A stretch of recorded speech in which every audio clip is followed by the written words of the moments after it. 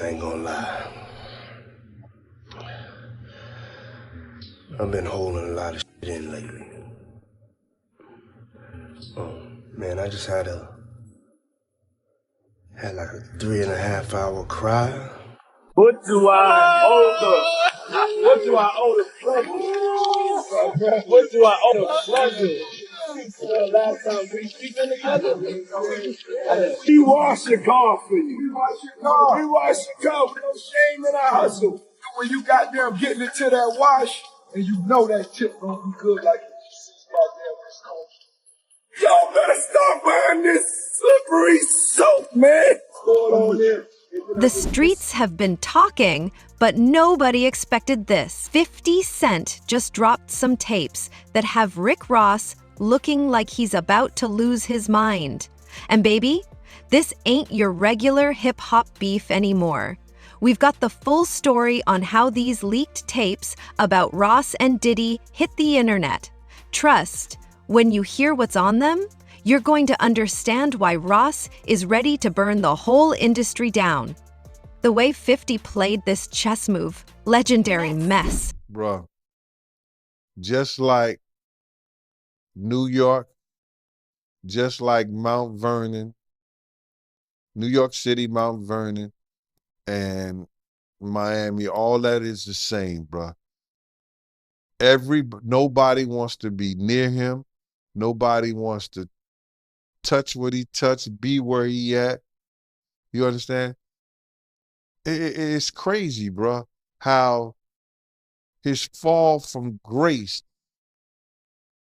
which was never from grace, it's just like the devil just kicked him out of hell. Because he was never in nothing graceful and did anything graceful. You know what I'm saying? I don't care what you say about, okay, he did the music, he had the bad boy legacy and everything like that, man. But, you know,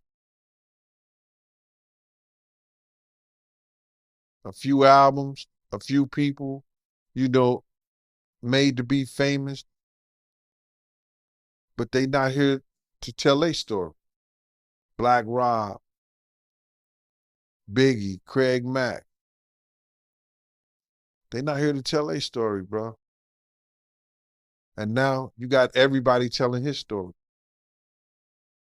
Yeah, and I know 50, he did a recent interview with US Weekly saying that the reason why rappers are quiet about, Diddy's situation is because they've been to his parties and they don't know what got caught on tape. Bro, those people who was caught at Diddy party did not know that he had 250 tape recorders in that house. That's a big house.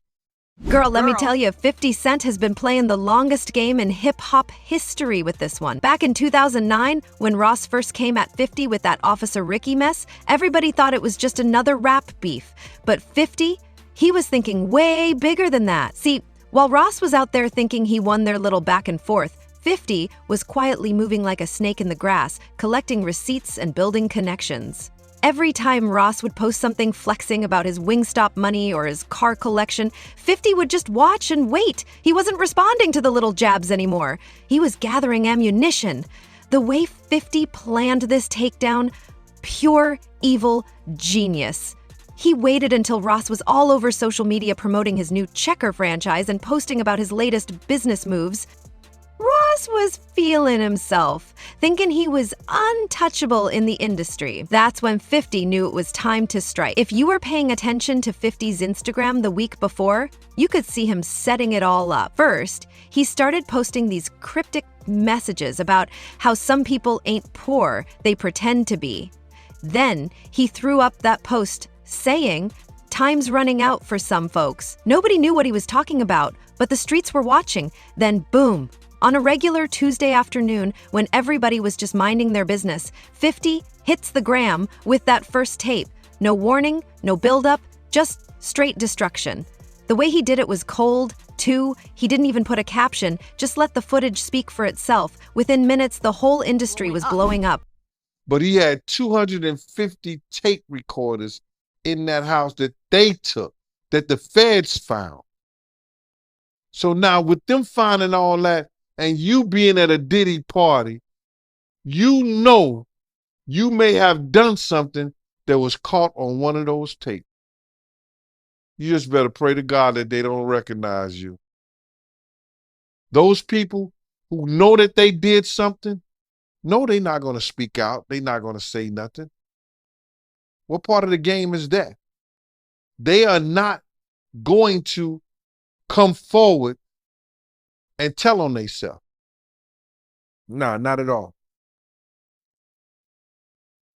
Ice Cube, he said it himself, bro. He said that Diddy's been targeted because of what he said about those folks and those people. Now, the people who was on those tapes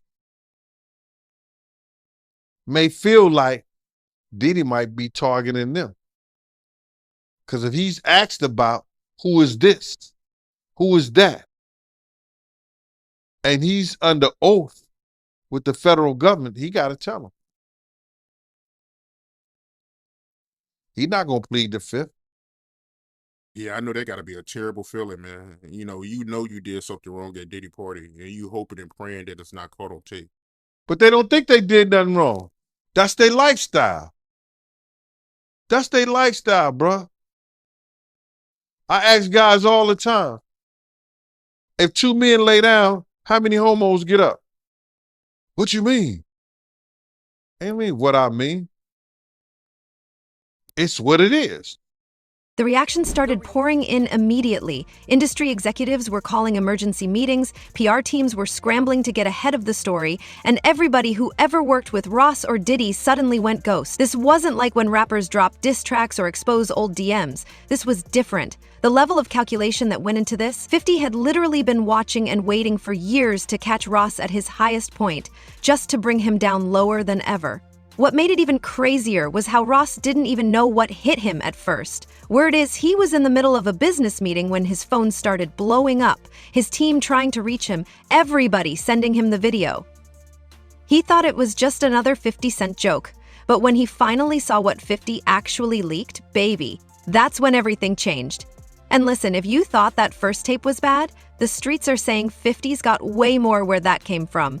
He's been sitting on this stuff for years, just waiting for the perfect moment to release it.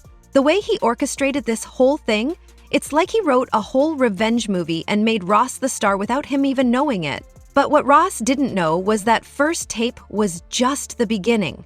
The real question everybody was asking, what else does 50 have in his vault? Because if he waited 14 years to drop this bomb, there's no telling what other footage he's been holding on to. Doesn't mean I'm confirming or I'm 100% factual, but it's somebody in this story of things that seems more reliable than others, Race, is what I'll say it, just to protect my sources.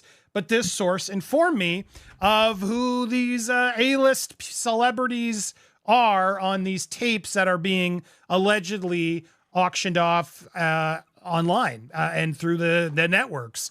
And it's put me in a little bit of a bind because I like to be fully transparent with the audience. I want to say things, but I also realize from what I'm told, because again, I haven't seen them directly yet. I haven't. And I don't know if I want to. Race, I want your advice on that too. But the problem I have is just like, typically I want to report these things, but I got to be careful legally, ethically, morally as to what we report on here. Because as Ariel, the lawyer here, did admit, and I can attest based on the information I got from a separate reliable source, people in these videos don't know they're being videotaped. That's a big issue, Race, right? Let's start out right there. If there are people on these tapes that don't know that they were being filmed, is that okay to talk about and to share? I have a big problem with that, as do you, Andy. And you tend to be an ethical guy, and you're taking the high ground here. Notwithstanding the fact that you may have some significant information and reliable information, but the reality is that, look, I mean, if people were recorded non-consensually and you are the one to identify them, I think that's a problem, right? And I think anytime anyone has content, right, this is not an email, this is not a text message, this is video.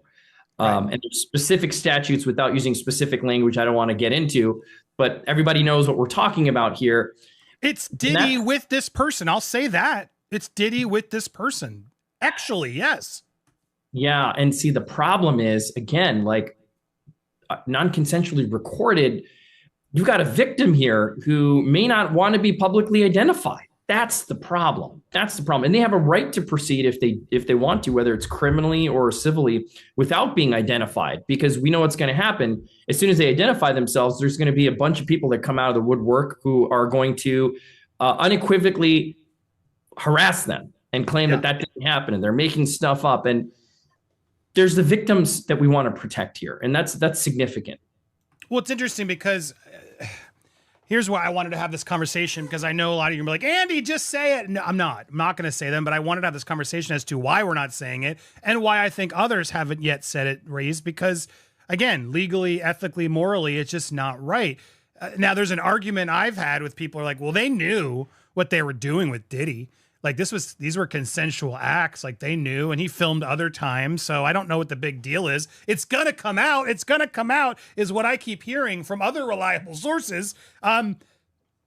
It may come out, but it's not going to come out via me. That's just to warn you all. Cause I don't think it's wise for us to put out something like you just confirmed it without the consent of the other person in the video. Because again, from what I'm gathering based on some of these tapes, and again, we're still learning more, and I haven't seen them with my own eyes. Remember all those times Ross swore up and down he never did business with certain people?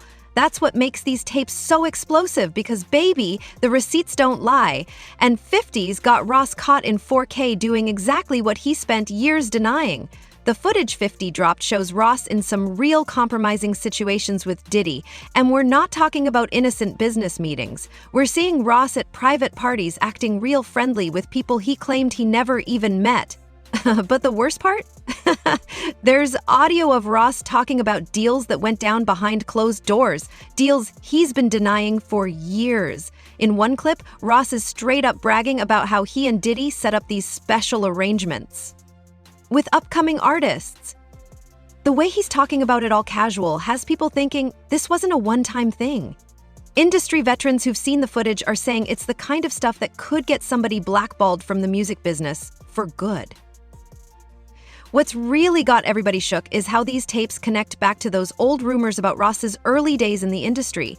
You know, all those stories he's been shutting down about how he really got his start? Well, these videos are painting a whole different picture. We're seeing Ross getting real comfortable with some characters he swore he never dealt with, talking about business moves he claimed never happened. Isn't it weird that the government was so interested in Diddy's baby oil that they took 1,000 bottles away from his house? If the government took 1,000 bottles of baby oil and somebody had things what appeared to be baby oil, and then you have to listen to the prosecutor. He said that they seized 1,000 bottles what allegedly to be baby oil. Allegedly to be baby oil. So that's telling people that it wasn't baby oil. And people think that that was baby oil, they out their mind. I don't believe it was baby oil. Yo, bro, when they went up in there, they knew what they was going to find. They knew what was ever in that baby oil or that those bottles that appeared to be baby oil, they knew about that at first. You got to realize 9 times out of 10, that individual that got caught at the airport, that was supposed to be their carrier, told them what they was doing and what they had. I wouldn't put him past that he told them everything. So when they went up in there, they knew they had to take whatever was out there, and that thing that appeared to be baby oil, they took that. They got to test every last one of them. Let's see how much, let's see how many of those come back to be baby oil. Bro, listen to me. Costco don't sell that much baby oil. Where you know sell that much baby oil? Yeah, I don't know any store that sell that much baby oil. I know Costco, they came out and said that they don't even sell baby oil. My sentiments exactly. But you personally, right? What do you believe was in the baby oil? If you ever seen a massage parlor being raided and they walking out the people, do they take the massage oil with them when they go? No, they just walk out the people who are being arrested. The reactions from inside the industry have been wild. One executive, who's trying to stay anonymous because they're still in the game, said, "Watching these tapes was like seeing somebody's whole career flash before their eyes." Another source, close to Ross's label, said they had to call emergency meetings because nobody knew how many more bombs 50 was about to drop. This ain't your regular rap beef where somebody exposes some old DMs or drops a diss track. These tapes got Ross and Diddy looking real suspicious, especially with all those other allegations flying around lately. The timing couldn't be worse either, right when Ross is trying to expand his business empire and Diddy is dealing with his own drama. The scary part for Ross is how these tapes could affect everything he's built. We're talking Wingstop franchises, that new Checkers deal, all those brand partnerships. Because once corporate America sees you caught up in something like this, they start getting real nervous about having their name next to yours. But the real tension came from knowing 50 was sitting on more footage. Every time Ross would try to deny something or explain it away, 50 would hit back with another clip that made Ross look even worse. It was like 50 had cameras following Ross for years, just waiting for the perfect moment to start dropping bombs. When word got back to Ross about what was actually in those tapes, that's when things started getting real heated. It's one thing to hear people talking about what they saw. It's another thing entirely to know there's video evidence out there showing exactly what you've been trying to keep quiet. And the way Ross responded? Baby, that's when everything went from bad to worse. If you ever seen a person getting arrested and the people being arrested in those brothel houses, do they take out the stuff in the brothel houses? No, they don't. They take the individuals who are being arrested out the brothel houses. For them to take 1,000 bottles of baby oil,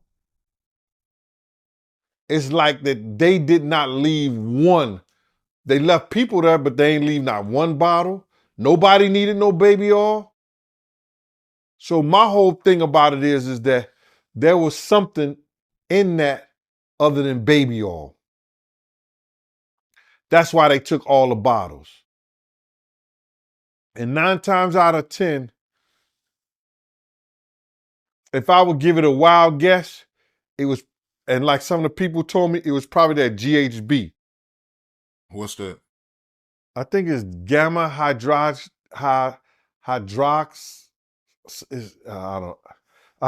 I looked it up, bro. Let me see. See if I can find it. I know this is just showing everything like that, but oh no. Let me. Yo, somebody tap dance or sing or do something. You know what I'm saying? While I'm doing this. Oh, here it go right here. It's gamma hydroxy butyric. What is its effect on the body? It's a euphoria, drowsiness, decreased anxiety, and memory impairment. It works on the nervous system and gives you this feeling of euphoria. So they take that and rubbed it on her, and you forget who you are, what you're doing. It can also give you memory loss, drowsiness, and that's under the DEA, the Drug Enforcement Administration.gov.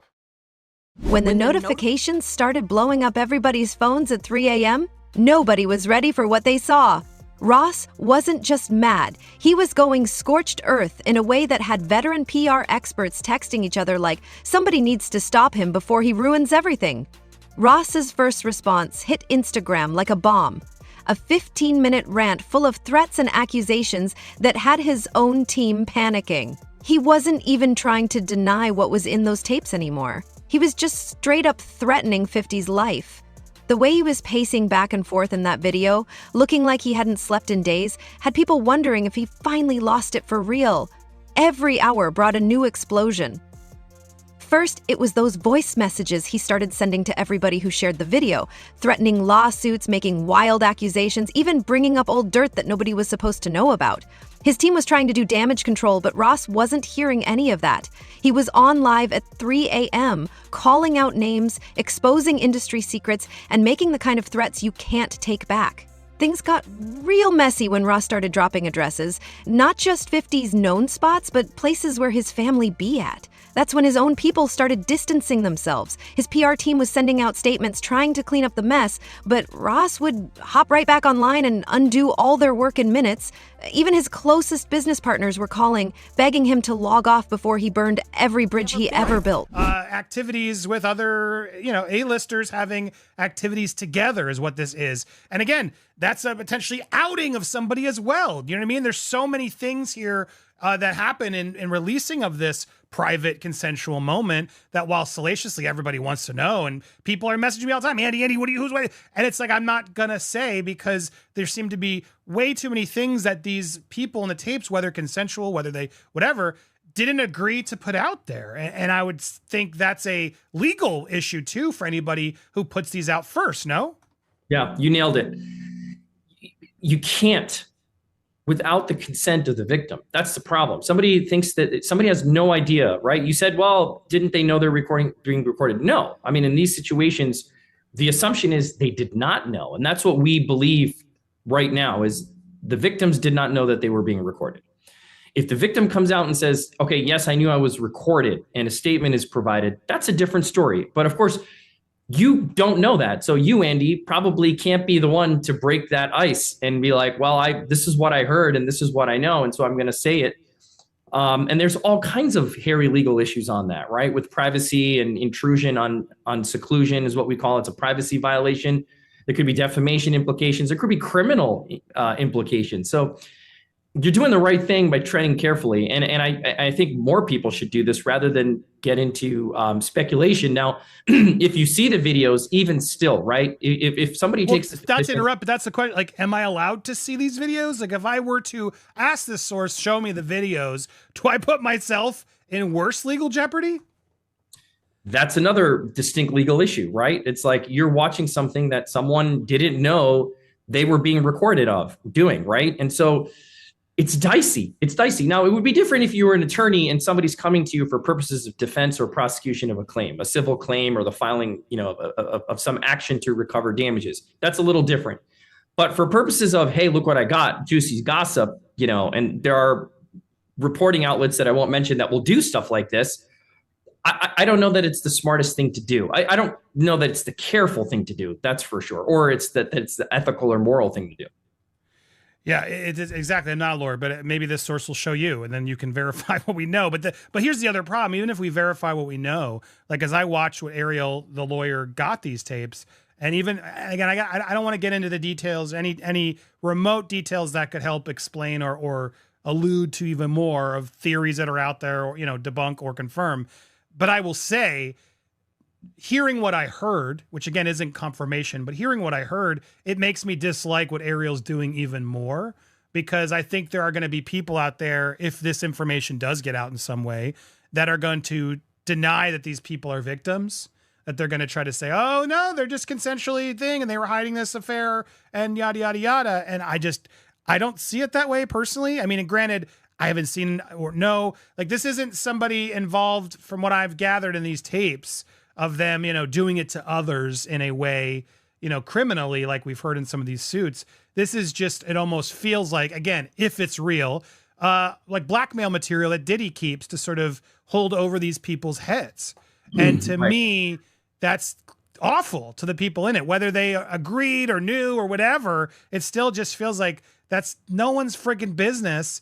And maybe they were doing it for reasons we don't know. Just because we saw it in the tape doesn't mean they weren't feeling pressured in other ways, right? So it's a heavy and complicated thing, but it's not a hard decision to say I can't run with trying to even allude to who these people are. Yeah, I 100% agree. Like, let's let this play out in the legal realm. If you ever get Ariel on your show, I'd love to talk with her and have this conversation if she's willing to do it publicly, because I still don't understand what her role is in all this, and I've heard at times broker, I've heard at times advocate for victim, and I don't want to judge what she's doing or not doing. I'd love to just have a conversation about it because I personally don't get it, right? This is a very sensitive thing. Again, if this gets turned over to the feds and the feds bring claims and this is outed, that's a totally different story. But the feds do what they're going to do. Like what we talked about months ago on your show, right? When this first went down, we knew when hard drives were seized and things happened that, look, they're going to build a case. They're going to build a case that they think they can prosecute. It's not for us to speculate what's there or what's not.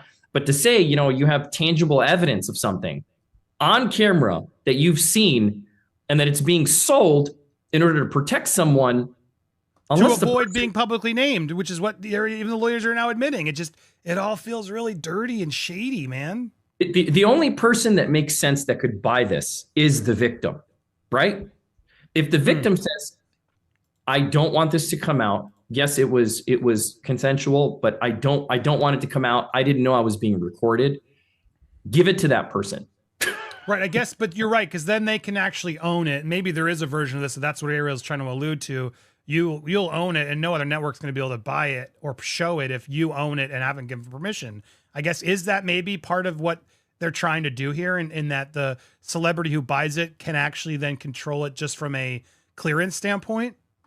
Yeah, I mean, look, it still raises some legal concerns, right? Because let me say it this way. If this was a transaction, if this is a business transaction wherein the victim is then acquiring the exclusive rights to this tape or tapes, and that the person who recorded it is avowing that they will not use it, I don't know where that leaves P. Diddy and the feds, right? But they have an independent right to bring this stuff to light if it gets prosecuted. But my point is, if you're transferring legal rights of this consensual or non-consensually recorded tape to the victim, I think that's a better position to be in. But then the question is this person even in a position to be able to buy the tape, right? Are they a high-level celebrity? Like, who are they? We can assume that they're celebrities with millions and millions of dollars to expend on something like this. Just raises a lot of questions. Me and him caught the plane. We was going to Vegas, and I gave him my card. My business card was savoir faire, security management, and everywhere. You know what I mean? So 50 did a song about that. You know what I'm saying? And he put that in the song. And some years ago, about a year or so ago, not even a year or so ago, he said that when he dropped my name, he said, yo, I got the savoir faire. I got that from Big Gene. He been trying to tell y'all about this puff shit years ago. But 50 was the type of dude that if you knew he was with you, he was with you. Even back then, he had your back whether you was security or whatever you did. If he was with you, he was with you. And that's what you gotta love about him. You know what I mean?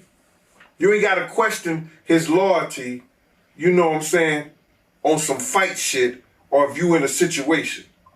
Cause he going out. Well, I guess you were hanging around him or knew him, right before he got shot. Well, what happened was that I had got some information. 50 came to my house. I tried to fit him on a vest, but I'm like, at the time I was like a 3X. And 50 was like a large, you know what I'm saying? So he couldn't really fit the vest, but I gave him a cover to try to tell him, because he had some pads, some vest pads.